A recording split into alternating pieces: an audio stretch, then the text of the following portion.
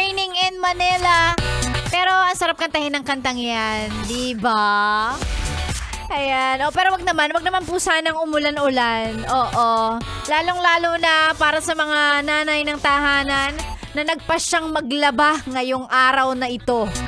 'Di ba? Oo, yung iba dyan nagmumultitasking, naglalaba, tapos naghahanda ng pananghalian nila sa bahay. O, so sana wag naman pong umulan, please. Oo, para matuyo, 'di ba? Maraming ma-accomplish kahit nasa bahay lang, 'di ba? Mga nanay lang ang may kaya niyan. Naglalaba, nagluluto. Sama mo pa, nagpe-Facebook din 'yan. Syempre nakikichismis yung iba. Habang nagsasampay, makikipagkwentuhan sa kung sino mang nagsasampay din sa labas. Yan, mga ganyan. Mga nanay lang.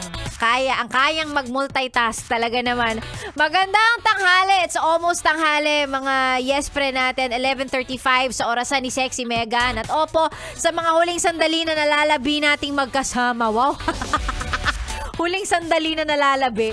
Parang akala mo naman hindi babalik bukas. Babalik din naman bukas, huwag ka mag-alala. Saktong-sakto, katulad mo, nag-iisip na rin kung ano ang kakainin, ano ang pananghalian. Pag mga ganitong oras, nagkakaamuyan na po ng uulamin. Lalong-lalo na kapag ka ang bahay ninyo magkakatabi lang naman, di ba? Alam na alam natin pare-pareho kapag may kapitbahay tayo na ang ulam ay tuyo, daing, bagoong. Yan, di ba? Piniritong isda. Pinakamaamoy na pwede mong lutuin, pwede mong ulamin. Alam na alam ng kapitbahay, ay, si Kumaring Minda, nagbabagoong. Ay, si Aling Bioli, tuyo ang ulam. Sarap, di ba? Partneran ng mainit na kanin, tapos sukang maanghang sa usawan ng daing. Sarap!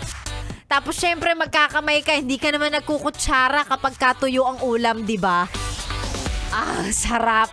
Alam ko double kill na to kasi maalat ang daing, maalat ang tuyo, pero si Sexy Megan gusto na merong sausawang bagoong at ginayat na manggang maasim on the side. Wala lang kasi ginagawa kong appetizer yun eh. Wow, appetizer! Akala mo nasa tawag dito? Fine dining restaurant, may appetizer pang nalalaman. Pero sarap kasi, di ba? Maalat sa maalat. Yes, UTI. Pero ang sarap, naglaway ako bigla.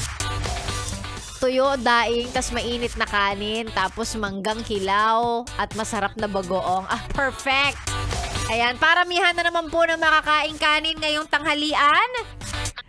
Oo. Kung may ulam, edi go. Kung walang ulam, kanin lang. Ay, nako. Alam ko yan. Lalo pa pagka ganitong may isang linggo pa bago ang susunod na swelduhan. Penge daw ng ulam, sabi ni Tolit. Wala, kanin lang din ang meron ako. Iikot nga ako dyan para makahingi ng ulam. Ayan, sa mga naghahanda na ng kanilang pananghalian, ayan, happy eating, mga yes friend ko. Of course, susunod na po ang inyong Morena girl na si Maria Morena at ang kaniyang My Intimate Love and Fantasy.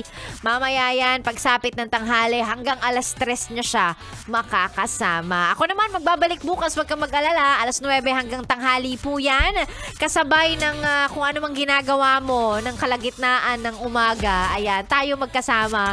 Gising ka na maaga para umaga pa lang. Aba, naka-Yes FM ka na. I'll see you guys again bukas po ulit.